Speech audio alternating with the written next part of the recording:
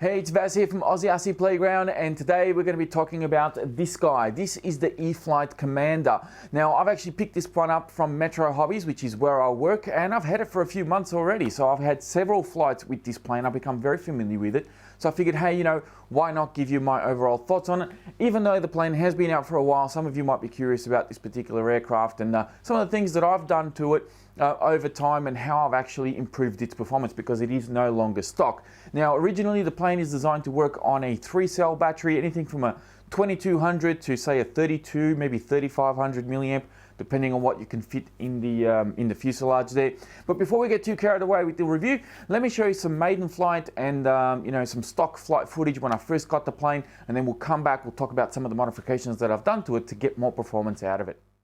Okay, so here we are with the E-Flite Commander. This is going to be the maiden flight. Well, maiden, sort of. It's actually my second flight. I took it up just briefly to trim it. No safe on this one because I'm using a Tyrannus. So no safe on this one. We're going to be flying it raw, and let's put her in the air and see what happens. Here we go.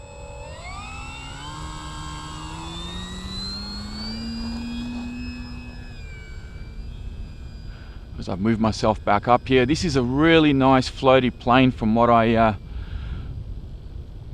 gathered from the first flight. Hopefully I don't make a mess of this. There is a slight breeze coming from my left, and I've pushed my 2200 3S all the way up in the nose, but it looks as though it still needs a little bit of down. Bring it in a little bit closer to us. It likes to float. So I'm only cruising at about half throttle here, not very fast. Seems to be flying pretty well, still likes to pitch up.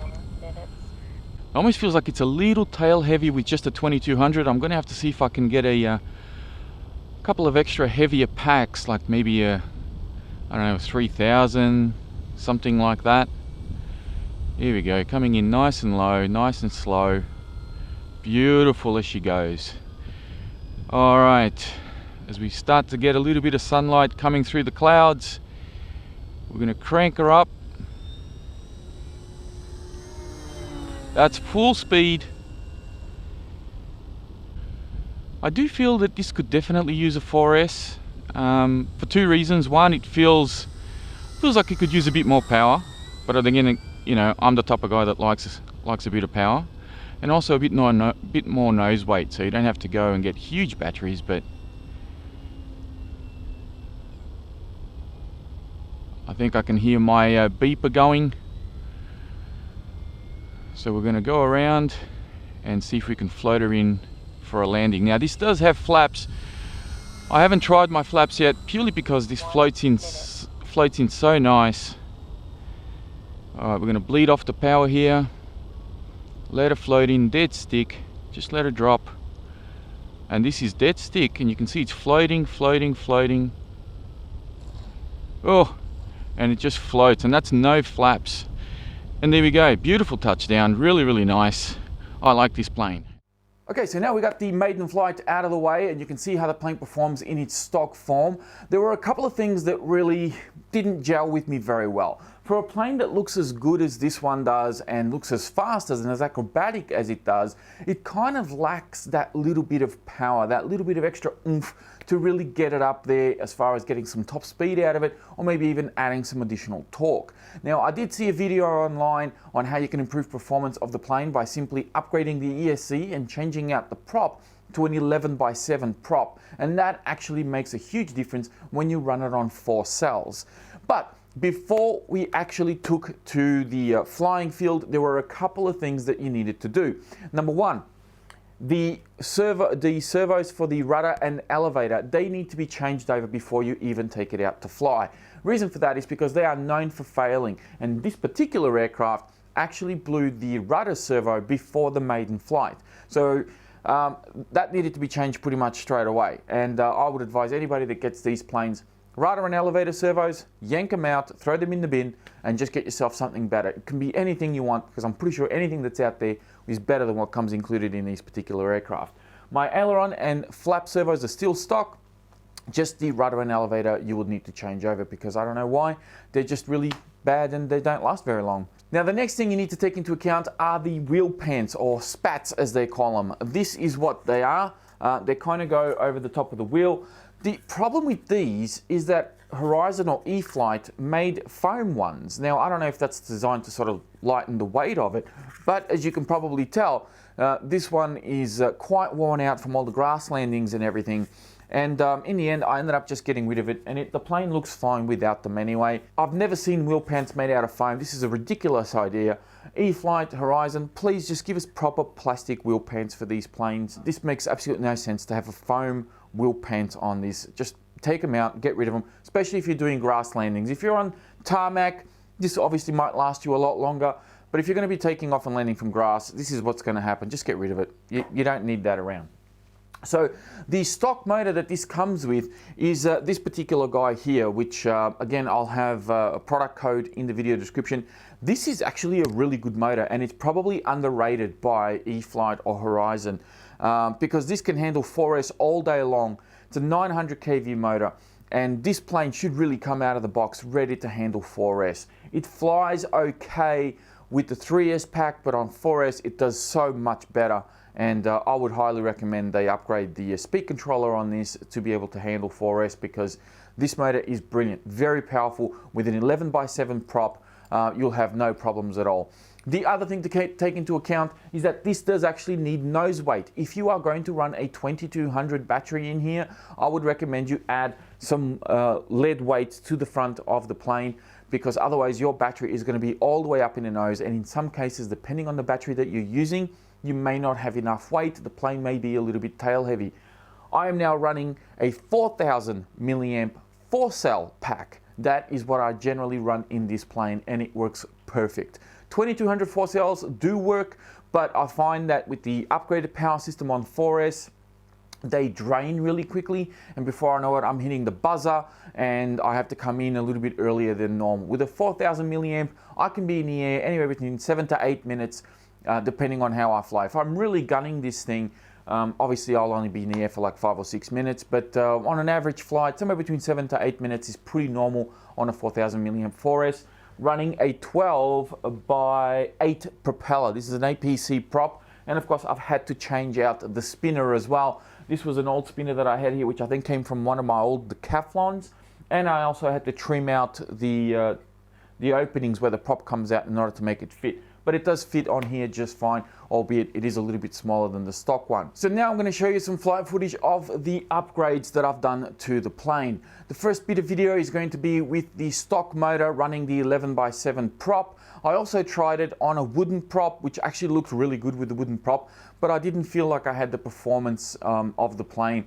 This was done after I upgraded the motor. The motor that I've got in here is an NTM motor from Hobby King. I think it's a 1000 kV from memory. Again, I'll have the link in the video description for you guys to check out if you want to get the upgraded motor.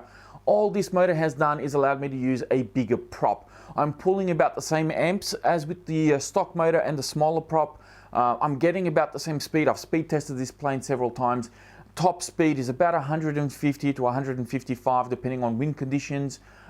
That's where it kind of sits. So it's just shy of 100 miles an hour. I was hoping that it would get to that, but it just doesn't quite do it, at least not with this setup anyway. Maybe on a 5S, if I could ever run a 5S in here, or a 6S, it could definitely do that quite easily.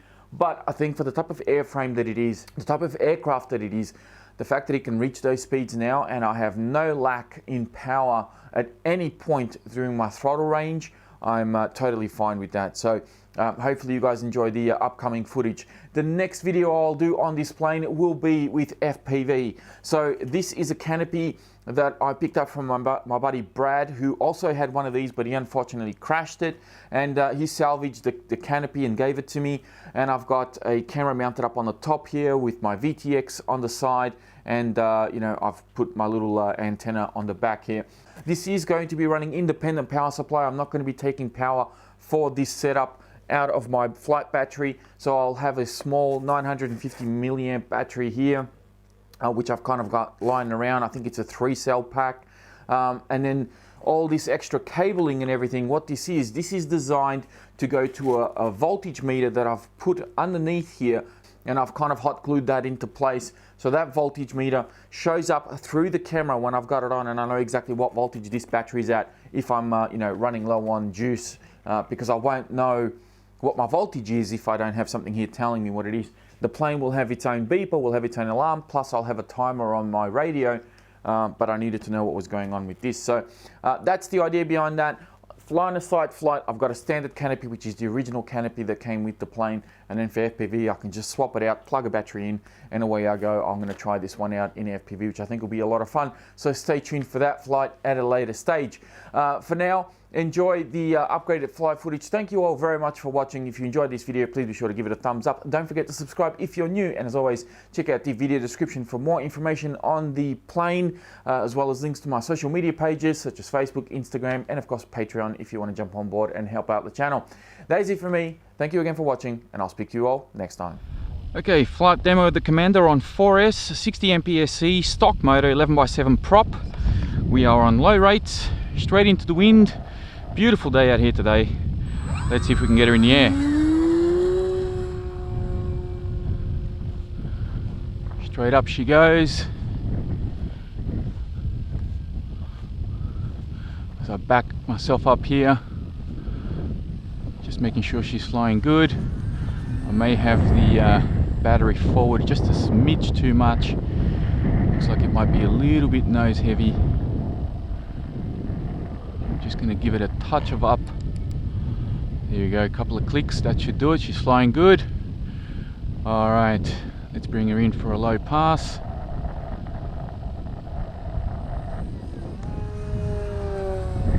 Straight up.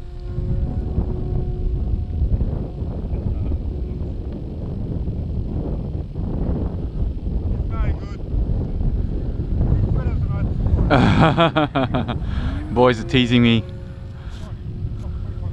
Alright, let's see if we can bring her in inverted. Just a little bit of power. Yeah, she's definitely got a little bit too much nose weight. I might actually bring her in and land it just to kick the battery back a bit. So I'll swing it around. This thing floats even with a bit of headwind. It likes to float, you can see. Just let it sink. Keep putting a little bit of back pressure on that elevator, and she lands real nice and smooth. There we go. Okay, CG adjusted. Let's see how we go this time. Yeah, notice it straight away. Only had to move the battery back about 10 millimeters. I just had it forward a bit too much, and I can feel it right away. So much more stable. CG is very crucial. Alright, knife edge it.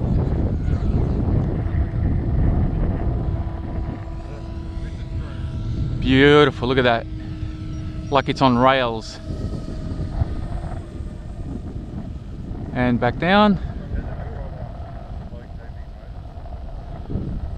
We'll choose that quad. Straight up. 4-point turn. Man, you should have seen that shot. Back down again.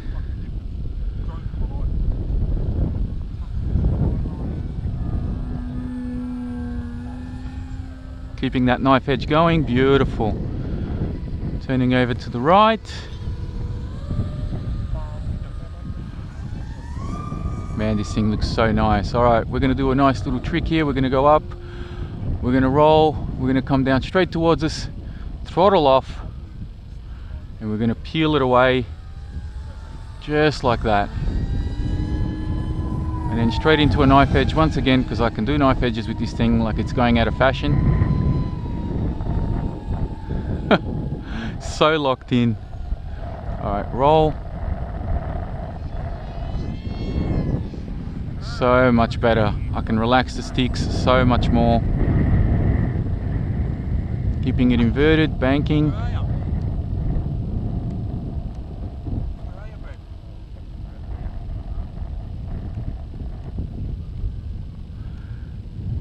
We're going to see if we can keep it inverted as we bank across here. This is the hard part. Getting a little bit too much altitude. Easing up on the throttle. There it goes. Alright, straight up.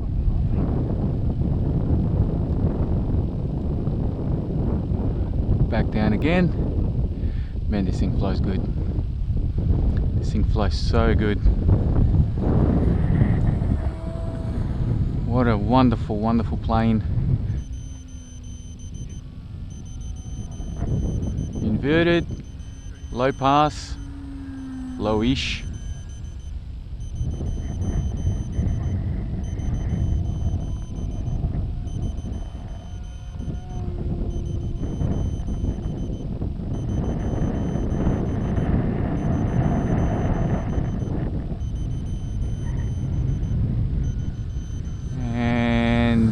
Yeah. Alright. Let's bring her in. Cut power around the bend. Level her out. Nice and floaty.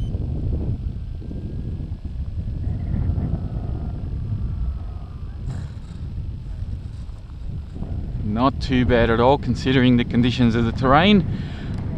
Throttle off. We are good to go. And that is the Commander.